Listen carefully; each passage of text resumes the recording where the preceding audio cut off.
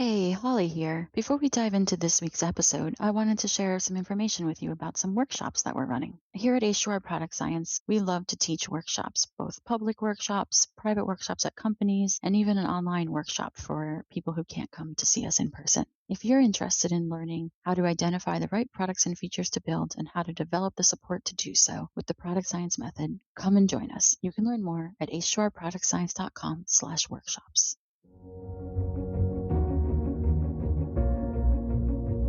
Hi, and welcome to the Product Science Podcast, where we're helping startup founders and product leaders build high-growth products, teams, and companies through real conversations with people who have tried it and aren't afraid to share lessons learned from their failures along the way. I'm your host, Holly Hester Riley, founder and CEO of H2R Product Science.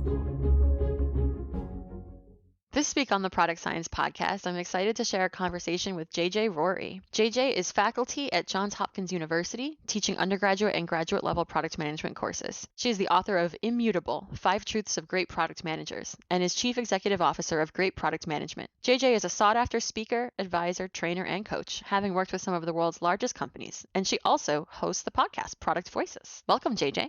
Thank you, Holly. Great to be here. Yeah, I'm so excited to finally have this conversation with you. Yes, absolutely. So tell me a bit about how you got into product.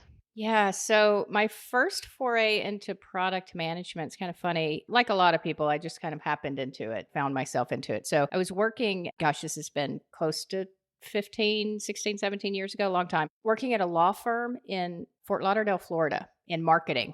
So totally random, right? And so I was doing marketing for this law firm, and the main partner had an idea for a software product. He was a very eccentric, brilliant man, but kind of way out there. And he had this idea for software product for law firms, for healthcare clients. It was a firm that did malpractice insurance cases and that sort of thing. And so they worked with hospitals, healthcare systems. So software product was going to manage legal cases. Okay, great. So he comes to me, 20-something-year-old in marketing, and says, hey, you want to build a product with me? And I'm like, yeah, let's do it. So this, nothing me and the know nothing, in terms of product management partner, build a product together. So we found someone to write the code and do all that kind of stuff. And it was fun. We actually did it. And looking back on it, I realized how ridiculous some of the things we did were. And then I also did some things right.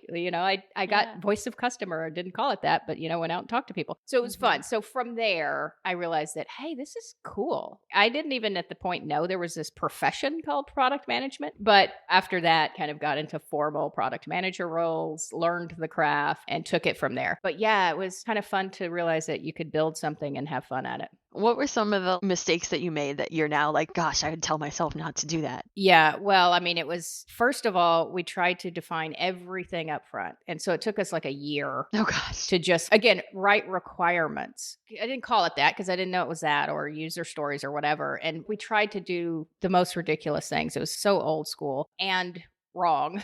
So we did that. We didn't get enough feedback. We talked to customers, but then we would go try to build something and then didn't go back and validate anything.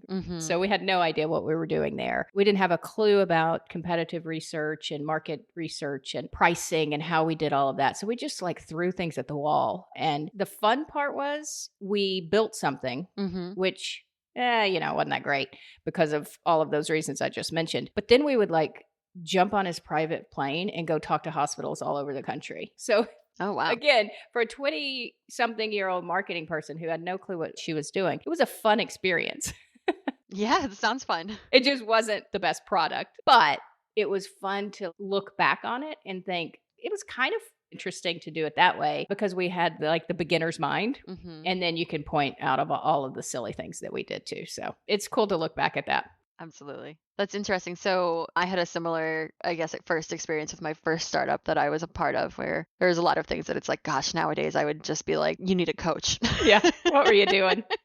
Well, we were building a lot without putting it in front of customers. And same sort of deal. We talked to people and we were inspired by people, but then we would build and we thought we needed to be in stealth mode. Yeah. So we didn't actually show what we built to anybody for over a year. And in retrospect, I'm like, what were we thinking? Yeah. And I remember I went to a event at my alma mater for founders and entrepreneurs. And I met somebody there who was like an early adopter of lean startup and was basically like, you're doing it all wrong. Like, you need to be talking to customers like every day, like put it right in front of them. And I remember just being like, oh my God, I've been doing it all wrong. Right. I still do that. I've been doing it 20 years now, and I still wake up and say, oh my God, I think I'm doing it wrong. So, yeah, exactly. So, what were some of the highlights since then? Like, what are some of your favorite companies that you've worked at?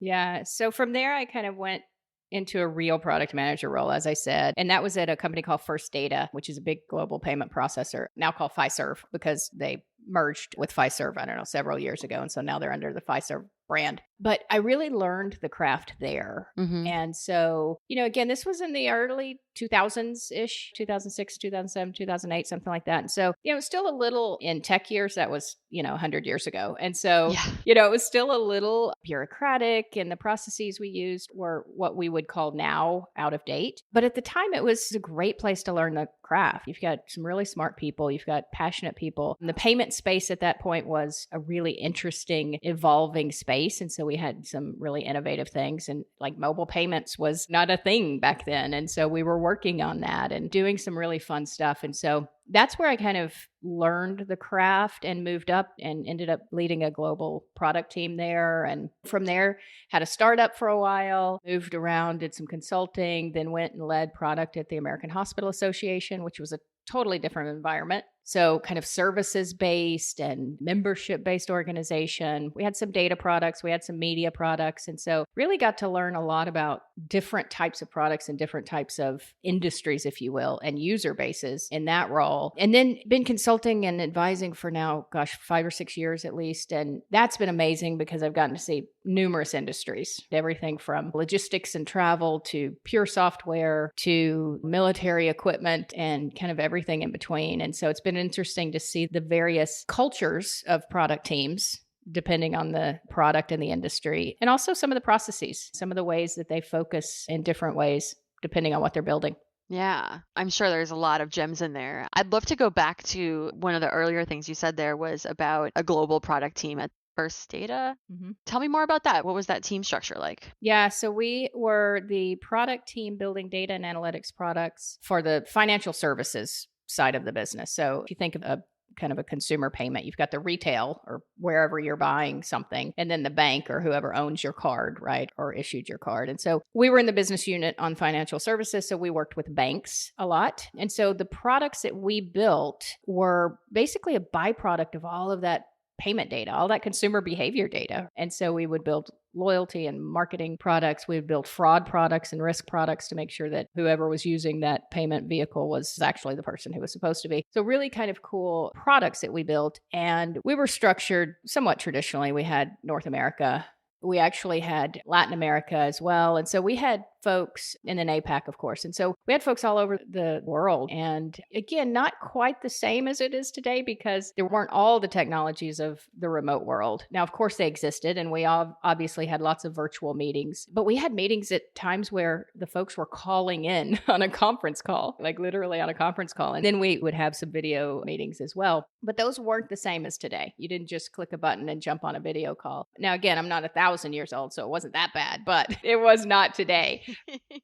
So we had to do a lot of things of team building and making sure that everybody understood that we were one team, even though you were working literally in different parts of the world and often never met your team in person, never worked on projects with them. And so as a leader, that was the hardest part. And frankly, the most fun part to me was to think of ways that we could kind of all bond and kind of get together and work towards one mission. Yeah, that, sends me back. It reminds me of that same first startup buying webcams for everybody. Yeah. And buying them all headsets and shipping them to them and being like, we're globally distributed. Yeah. Yeah. And we're so cool. Look at us. Yeah, exactly. Look at us. We're getting on video calls. Sorcery. Exactly. It's like magic. So were there any things that you did back then that you would look back on and say, wow, what a mistake?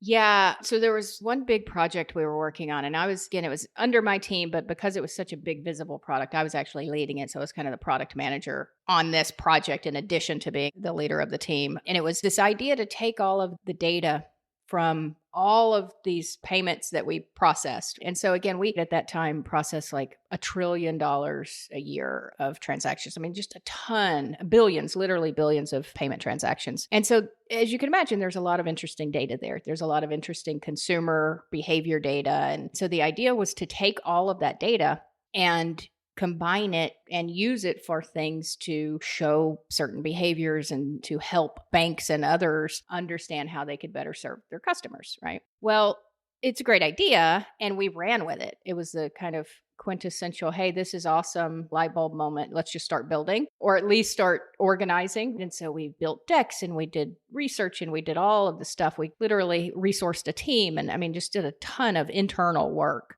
and talked to some clients, which on the very surface, they thought it was an interesting idea. But when it came right down to it, here was the problem. Each bank owns their data.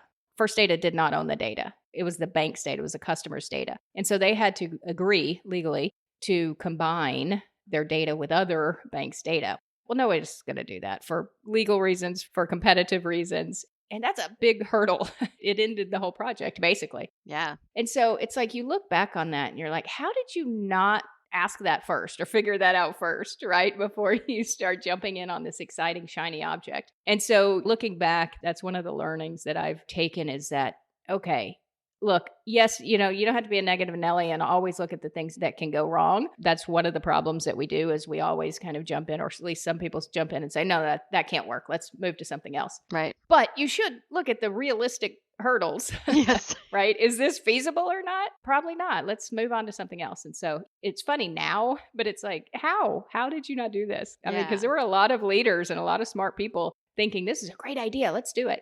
Yeah. Didn't work so well. That's interesting because I came across a Twitter thread recently where someone was talking about being involved in several public failures and talked exactly about that there being like a core assumption that is wrong and that, becomes the elephant in the room that everyone just like somehow thinks that it's going to be overcome, but like it never is. And then, at the end of the day, that not being right means the whole product can't succeed. And I guess I'm curious, having been through that, what tactics or strategies have you come up with since then to try to keep that from happening again?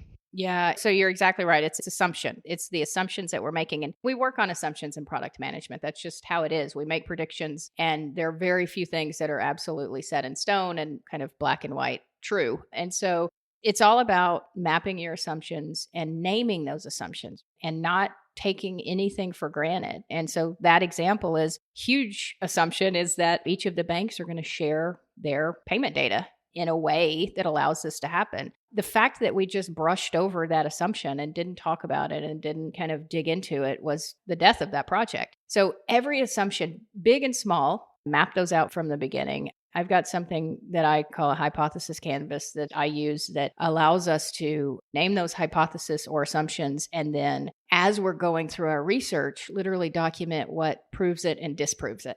Because we so often have confirmation bias that, oh, I heard this. It proves it. It proves it. It proves it. Well, guess what? We're interpreting that a certain way. And so to actively try to disprove your assumption or disprove your hypothesis is actually a good practice to avoid some of those mistakes. And so that's what I try to do is just be as open as possible about the assumptions and hypotheses, use that canvas to try and disprove things, and then just kind of go through an exercise and try to name out everything that could go wrong. When we're looking at a new project or a new product, we're so excited about it. We think about all the ways it could go right. But if we flip that around and say, let's think of all of the things that could derail this project or could make this go wrong, that way it opens our eyes a little bit to some of those things. Yeah, I love that. A practice that I do as well. I think it's so valuable to open up that conversation. What kind of experiences have you had with teams engaging in that conversation? Like how willing to talk about all the ways it could go wrong have the teams you've worked with been? Yeah. So it depends on the culture. Like I remember some of the teams, I look back on it and it seems very negative. And I don't think that it necessarily was, but the culture was to very much look at what could go wrong and how we couldn't do it. It was almost like we were trying to talk ourselves out of doing something. Always. That was our default, which is totally different than a lot of cultures, which is kind of always talking our way into something or always kind of confirming that we want to do something. And so it depends on kind of the culture of the organization.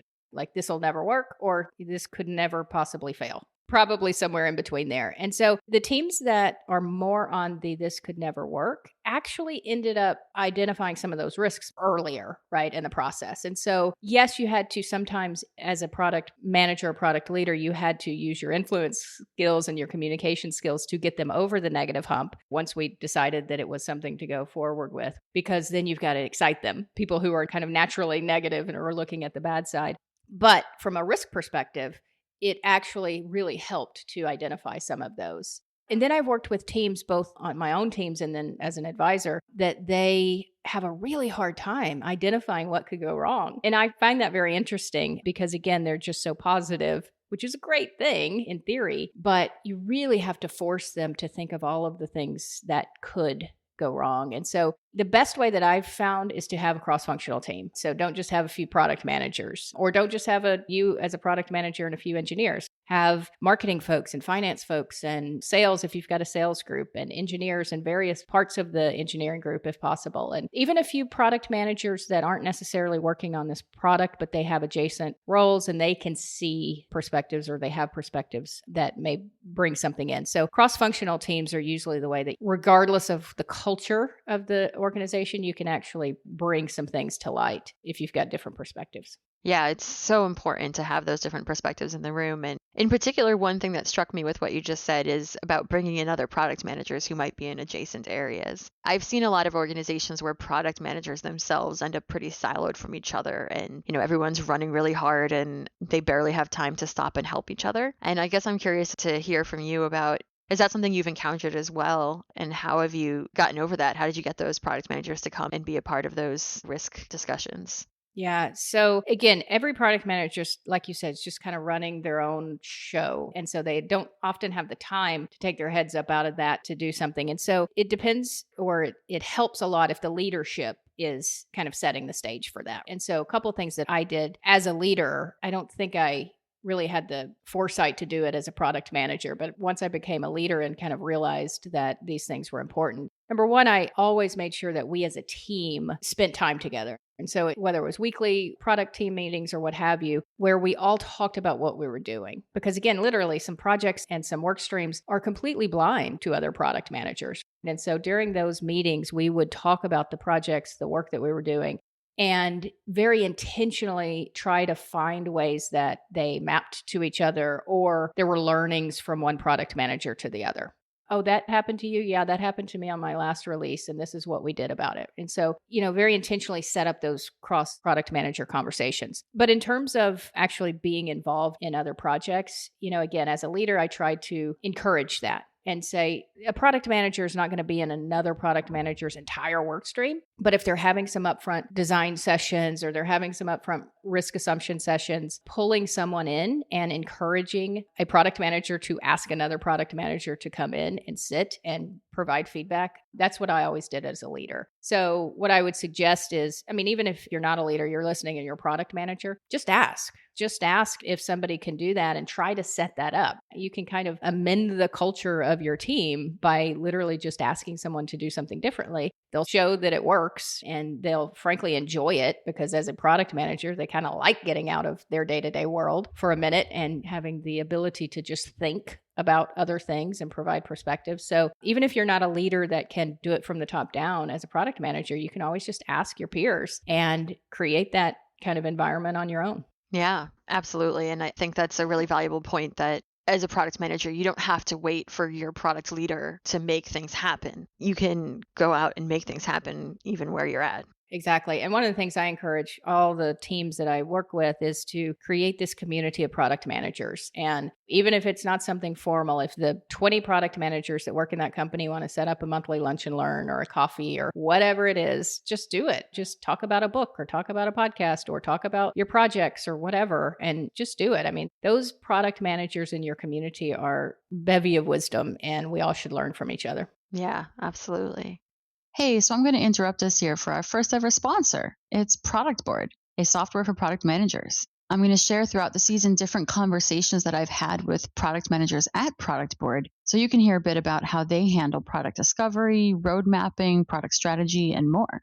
Our first interview is with Sophie Lalonde, a group product manager at Product Board. We introduced her to you in a previous episode, and now we're going to share a conversation about a product decision she was involved in. My name is Sophie. Been in product for, I think, a bit over 5 years now. Can you walk me through a product decision and how that product decision gets made inside Product Board? So the product decision I wanted to chat about is, I think, something that a group PM or a mid-level PM faces quite often, which is you want to be focusing on the problems and jobs to be done or challenges rather than the solutions. But sometimes for the executive team to understand what you are trying to propose, you actually need to have it in solution form. I think about a year and a half ago, we were trying to figure out, we knew customer centricity is very hallmark to Product Board's differentiation. And we wanted to double down there. It was really important for us to keep providing our core base ability to be customer centric and to make customer centricity more approachable. But it's not like you can go and just say, okay, so that's what we're going to tackle. You need a bit more green light on something that makes tangible sense. And so what we did is we worked with the designer and just said, we're going to do a short sprint on a possible solution to get to the problem that we've seen, which is closing the feedback loop and being able to get up to speed on a customer within, let's say, call it like 5 minutes. So we came up with a solution and we presented it to the executives, and we decided to go forward with what we call the customer board. And I think that we wouldn't necessarily have gotten that sign off if we weren't able to just dedicate a 3-week sprint to finding a solution. But that wasn't the end. Once we came up with that and we got the green light, it was like, okay, now we need to go back to the drawing board of the problems. Which problem do we want to solve first? Do we want to solve this idea of getting up to speed on customer context, which is more helping our core persona, the product manager? Or do we want to focus on closing the feedback loop? And so it's this interesting nuance of constantly being able to do the double diamond approach of trying to find the problem and trying to find the solution over and over again, and being comfortable without full information of presenting a solution. So now we know the context of the problem Sophie was thinking about solving and the decision she faced. Look to future episodes to hear how she made the decision and what happened. But for now, back to our main interview. So you had a long list of different industries and types of companies that you've worked with. Did you have any experiences where you got in somewhere and you thought, not necessarily that you had seen it all, but you thought you kind of knew what you were getting into, and then it turned out that something about this company or this industry was just really surprising and different? Well, it's interesting. I mean, even though I had seen a lot of kind of longer span product development cycles and physical products and that sort of thing, when I started working in industries like the military or providers for military equipment or, services or what have you, especially kind of physical or digital products, I was really surprised, or I don't know why I was surprised, but I was, that they, by contract, often can't change the product that they sell to a government entity for years and years and years. They literally can't even do different releases in some cases. And so think about that for a second. So you launch a product, let's say it's a physical product, a piece of equipment or something,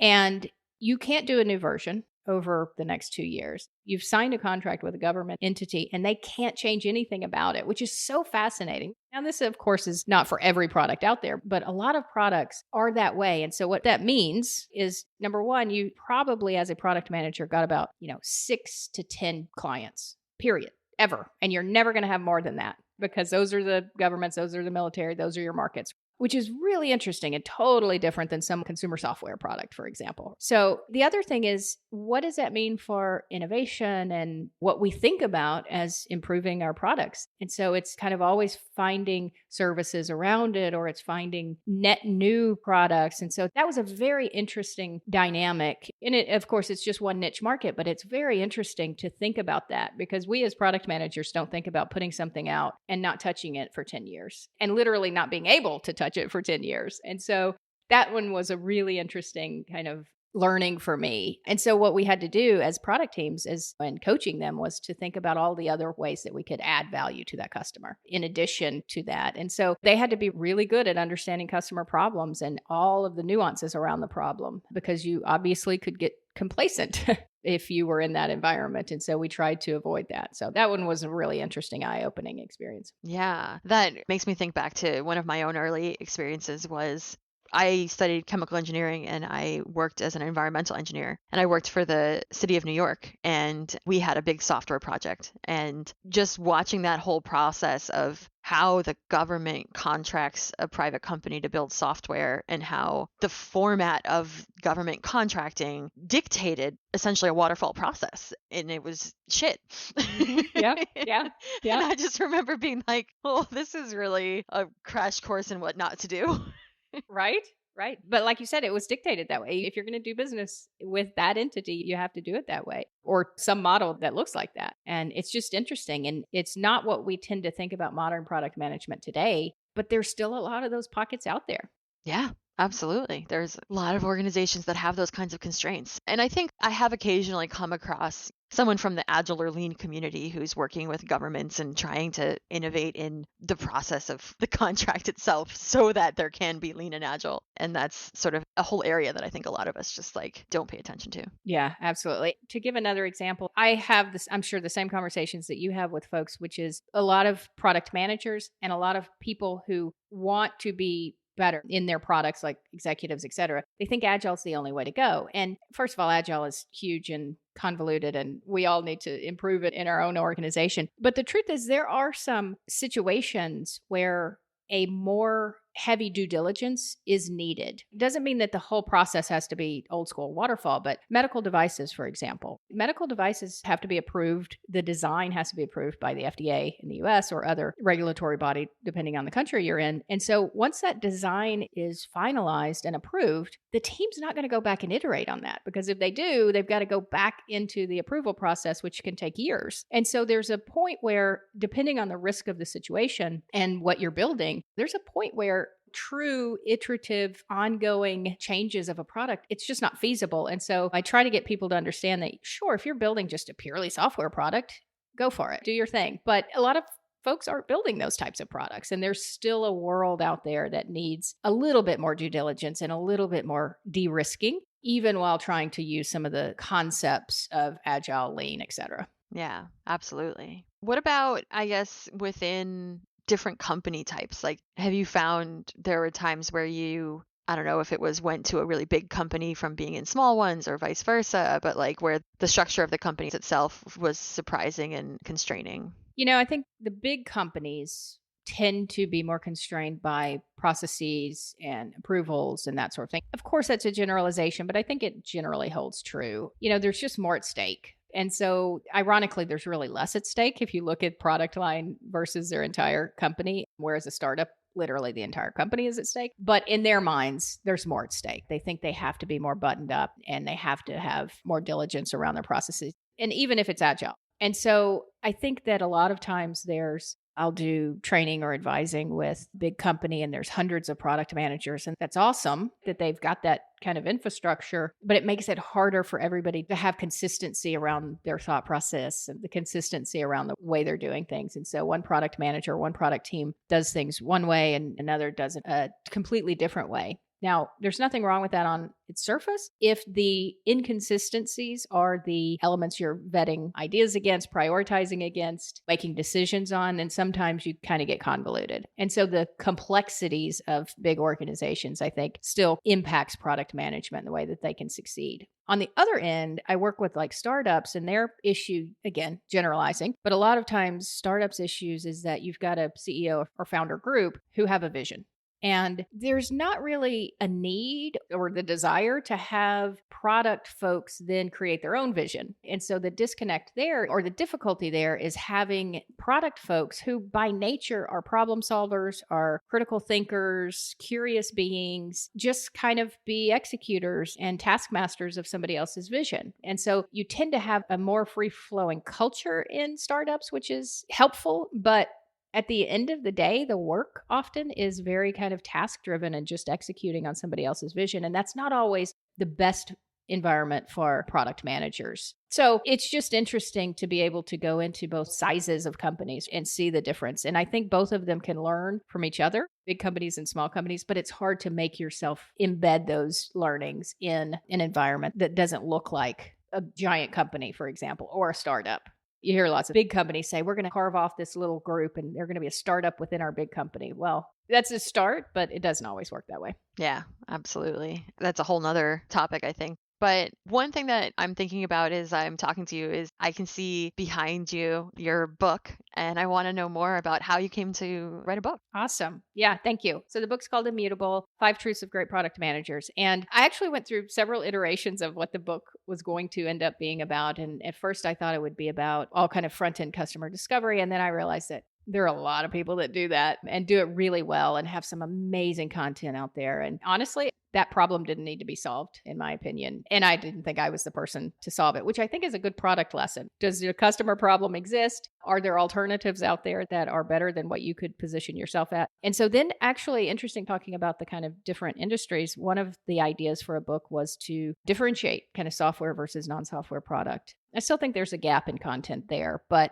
what ended up kind of piquing my interest mostly was it also kind of stemmed from working across different industries and companies was that I saw what looked like successful, happy, frankly, just the folks who navigated the product manager role well and tended to not be the folks who got overwhelmed. Of course, we all get overwhelmed at times, but the folks who just seem to navigate the role more easily and more efficiently ended up calling them great product managers. And I define that in a specific way, but the folks who seemed to succeed in the role. And I wanted to do some research and find, okay, what is it? Like, what is it across those? Because again, it looked like someone could be successful building military equipment or building software. And so I wanted to see if there were commonalities across those folks. And that was my hypothesis going in, was that there were a set of skills that any great product manager had, regardless of industry, regardless of anything in their background, et cetera. And that's how the book came about. And so ultimately I defined these 5 immutable truths of great product managers. And they're things that we all know about, but ultimately working together, they kind of form this foundation or anchor that everything else is built upon for a product manager. So the 5 things are customer intelligence, just really digging deep and having a high level of customer intelligence, building relationships. Great product managers just do that well. They're master communicators. They have uncommonly good judgment, and they're fanatical about prioritization. Again, I'm not the first person to say any of those things, but they're so foundational to what we do. Like, I yet have seen a great product manager who doesn't have a fairly high skill level on those 5 things. And so I wanted to kind of take it back to the basics and make it simple and say, yes, there are other things we've got to learn to be good at product management. We've got to have a technical acumen, financial acumen, et cetera, frameworks and how to do certain things. But at the end of the day, this is our foundation. If you don't do these things, it's going to be really hard to navigate the role. Yeah. And do you believe that those are all things that can be learned and developed? I do. In fact, I strongly believe that. And I think they're not necessarily easy to develop, and they take persistence and consistency and literally your entire career, you will be working on them. But I absolutely agree with that. And I think the one that jumps out that most people think is innate, you either have it or you don't. And it's not something that you can build upon, is the good judgment. And I don't agree with that. I think we absolutely can build upon that. Now, some people just seem, again, have a talent for certain things, and you start at a place further along than some other folks, and that's okay. But I think you can build all of these things. And in the book, I've tried to distill it down to a couple of things that if we focus on within the context of product management, we can build relationship building skills. We can build communication skills. We can build judgment. And again, we don't have to try to boil the ocean and be a keynote speaker. That is not necessarily what good communication means in product management. It means kind of adapting to your audience. It means being clear in your message. It means connecting with people. And that's it. There are a few things that we can do and get better at it. And absolutely, I'm a big believer that we can all improve in these areas. Yeah, I am too. I'm curious to hear if that has an impact on your teaching and sort of where your students are at, especially I also teach graduate students, but I don't yet teach undergrads. And I'm curious if you see a difference in some of these skills between the two groups. Yeah. So this semester is the first time we've opened it up to undergrads. But what's interesting about the product management course that I teach at Johns Hopkins is that it's one class for both. So I don't teach a grad class and an undergrad, a separate class for undergrads. So I've got undergrad students and grad students in the class together. And they're working on real life projects with real companies. So of course I'm lecturing and doing all of the educating that way, but they're also getting the experience to work with a real company on a project. So they're learning that kind of practical thing. So the difference I've seen, and honestly, it's interesting. Some of the undergrads are tremendously confident and communicate well and that sort of thing. And I think that each individual is different regardless of their graduate or undergrad. I think confidence is the real thing that is the difference between graduate students and undergrad students. And again, a couple of students who are undergrads that just seem to be more confident. And I think that's what I was talking about earlier. Some people just kind of start at a different level, and there's nothing good or bad about that. But I think confidence is what folks learn over time and through experience. And so the grad students are obviously a little bit older. They've been through an entire undergrad program. Some of them have done internships and worked on real teams. Some of them have even done some actual work experience, where the undergrads haven't. And maybe they've done an internship, but they just don't have that experience yet. And so I think it's actually a good examination of how experience, time builds confidence, and confidence actually gives you more ability to build all of these things. And so it's very interesting to see that. And I try to instill in them that these 5 things are things you need to build in addition to all of the other stuff I'm teaching you, but keep working on it. Don't beat yourself up if you don't feel like you're a good communicator right now. You'll get it. Just work on one thing at a time and you'll get to that point. And so it's a great question, because I think at the end of the day, it just kind of boils down to confidence. And I think that's probably true for professionals out there as well. Yeah, definitely. That's also a skill that grows with usage. Yeah, absolutely.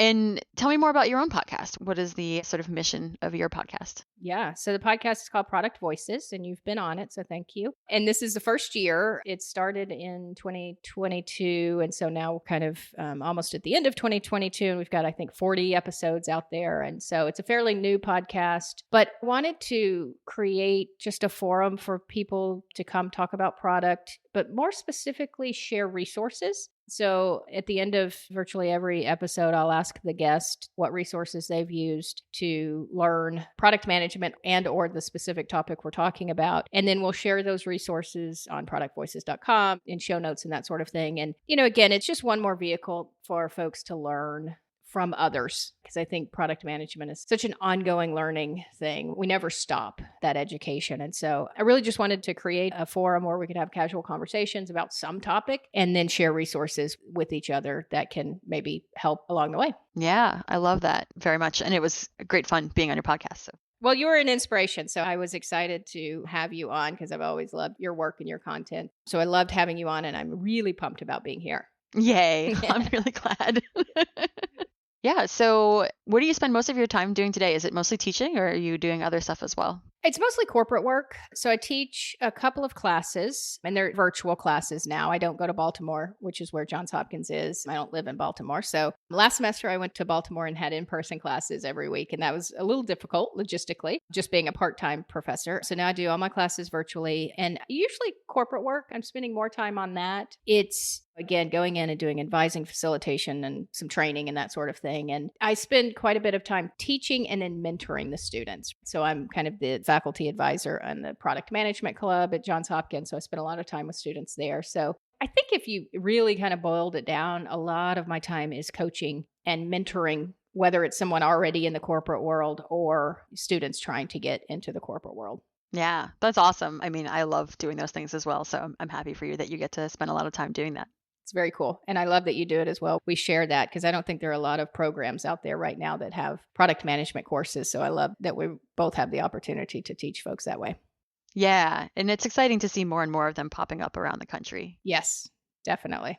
So where can people find you if they want to follow you? So the best way is to go to jjrorie.com/connect. So that's JJRORIE.com/connect. And on there, you can find my website, Great Product Management. You can find all my social links. You can find the podcast. You can find out about Johns Hopkins, all kinds of stuff. So jjrorie.com/connect is the best way. Awesome. All right. And we'll put that in the show notes. So if anybody wants to just browse to the link, that's an option too. Cool. Awesome. Well, JJ, thank you so much for your time today. It was really fun. Yes, it was, Holly. Thank you so much. I loved the conversation. Hey, Holly here. I hope you enjoyed listening to this week's episode as much as I enjoyed making it. I wanted to share with you that at H2R Product Science, we run lots of workshops, and we'd love to have you join us. We teach the product science method, a step-by-step process for evaluating product opportunities and laying the foundations for high-growth product development. We help product leaders and startup founders identify the right products and features to build and develop the support to do so. We do this at private workshops. We also do it at public workshops, both in person and online. If you'd like to learn more, check it out at h2rproductscience.com/workshops. The Product Science Podcast is brought to you by H2R Product Science. We teach startup founders and product leaders how to use the product science method to discover the strongest product opportunities and lay the foundations for high-growth products, teams, and businesses. Learn more at h2rproductscience.com. Enjoying this episode? Don't forget to subscribe so you don't miss next week's episode. I also encourage you to visit us at productsciencepodcast.com to sign up for more information and resources from me and our guests. If you like the show, a rating and review would be greatly appreciated. Thank you.